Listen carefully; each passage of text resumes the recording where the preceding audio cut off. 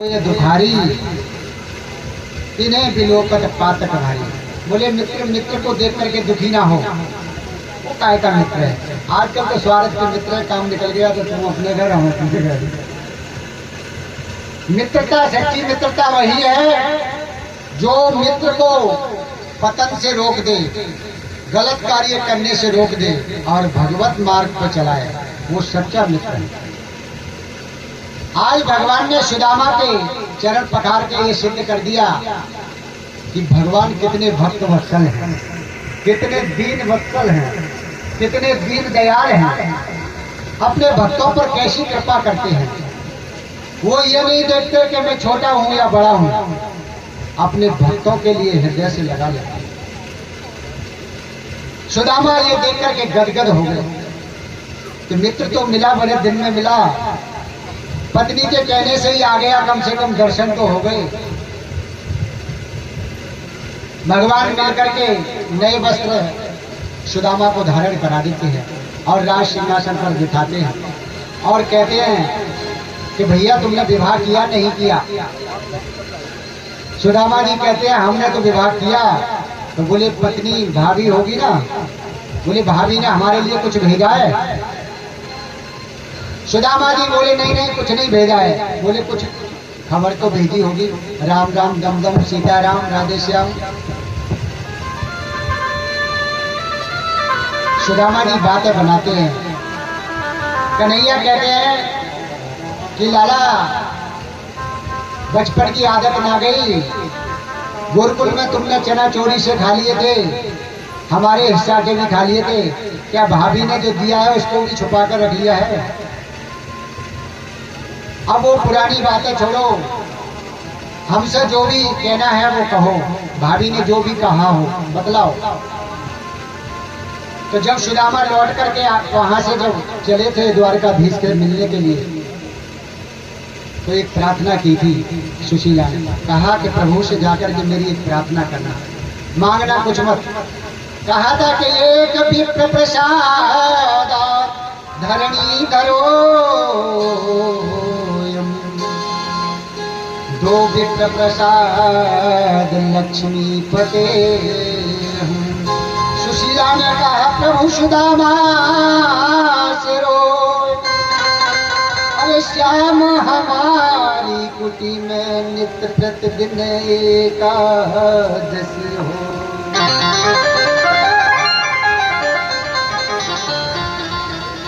सुदामा से कहा कि हे स्वामी प्रभु से कहना हमें कुछ नहीं चाहिए, एक महीना में 2 एकादशी आती हैं, लेकिन मेरे घर तो रोज एकादशी है।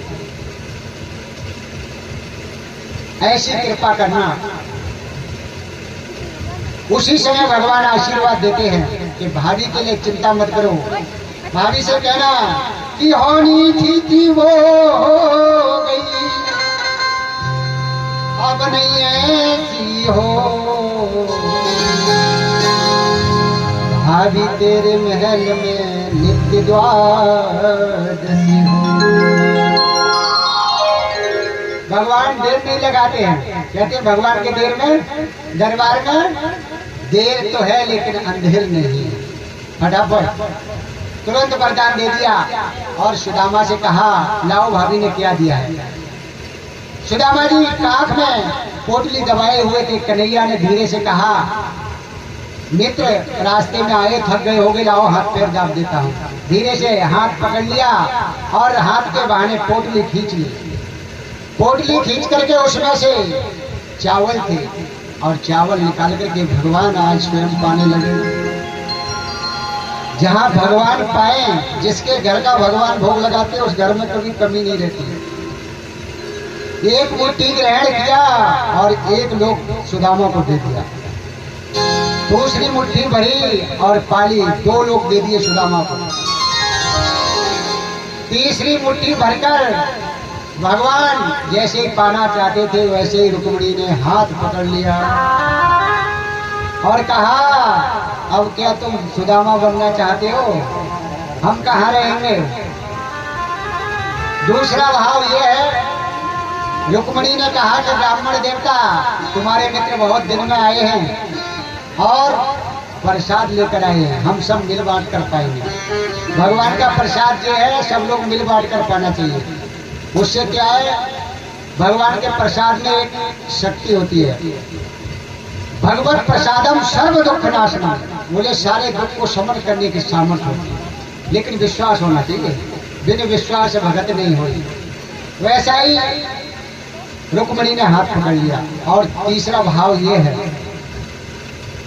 कि चावल कच्चे हैं, ज्यादा खा लोगे तो पेट खराब हो जाएगा, इसलिए इतने ही बहुत। और भी बहुत सारे भाव देते हैं भगवान को रोक करके, और रुक्मणी चावल ले जाती है, सब आपस में बांट करके प्रसाद पा लेते हैं। सुदामा का बड़ा स्वागत करते हैं भगवान, और उधर विश्वकर्मा को भेज करके सुदामा के घर बनवाने की तैयारी कर देते हैं। सुदामा के मस्तिष्क पर लिखा था 6 लक्ष्मी। लक्ष्मी 6 मानी नष्ट, लक्ष्मी नहीं थी सुदामा के भाल पर। तो आज भगवान सुदामा के मस्तक पर भाल पर तिलक लगाते हैं, तो उल्टी तरफ से लगाते हैं। जहाँ 6 लक्ष्मी था वहां हो गया अक्षय लक्ष्मी। बोले लक्ष्मी कभी छोड़कर नहीं जाएगी। और सुदामा को बड़ा सुंदर सा आशीर्वाद देकर के सुदामा कहते हैं अब हम अपने घर जाएंगे। ना तो सुदामा ने कुछ मांगा और ना भगवान ने भी कुछ नहीं दिया, गुप्त रूप से सब दिया। जैसे सुदामापुरी में महल बने हैं वैसे ही महल द्वारकापुरी की तरह सुदामापुरी में भी बना कर योग माया को भेजकर और भगवान से प्रार्थना करके और विदाई लेकर के सुदामा जाने लगे। तो भगवान कहते हैं हमारे वस्त्र भी उतार के दे जाओ, अपने पहन के जाओ। सुदामा जी से वो वस्त्र भी भगवान उतरवा लेते हैं और वैसे ही वस्त्र में सुदामा को विदा करते हैं। सुदामा जी कहते हैं राम राम भैया, और वहां से योग माया को भेजकर सुदामा को भेज देते।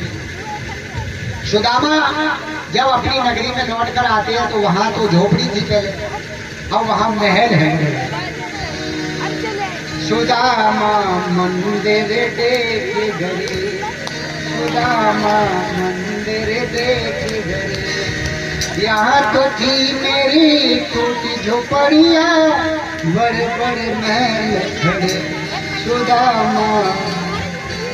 जब जैसे सुदामा ने देखा तो वहां तो बहुत बड़े बड़े महल थे। जाकर के बार बार झोपड़ी के इधर से निकल जाते, झोपड़ी ढूंढते हैं। जब तक सुशीला देख लेती है कि मेरे पति यहाँ पर खड़े इंतजार कर रहे हैं, सुशीला दौड़ कर जाती है और अपने पति को लाती है बुला करके। आज एकदम चकाचक वस्त्र धारण किए हुए, नई साड़ी, सब वस्त्र, बच्चे भी चकाचक हैं। भगवान की छत्र छाया में जो रहता है वो चकाचक रहता है। लोग कहते हैं कि काम नहीं करोगे तो कहाँ से रोटी मिलेगी, वो हमें देख ले, हम कोई काम नहीं करते हैं। चक रहते हैं, गाड़ी से, घोड़े से, जैसे भी, कपड़े से, और यहाँ तक कि जो इच्छा करो मनवाई, राम कृपा दुर्लभ कछ नहीं। लोग सोचते हैं काम नहीं करेंगे तो खाएंगे क्या, तो ऐसा नहीं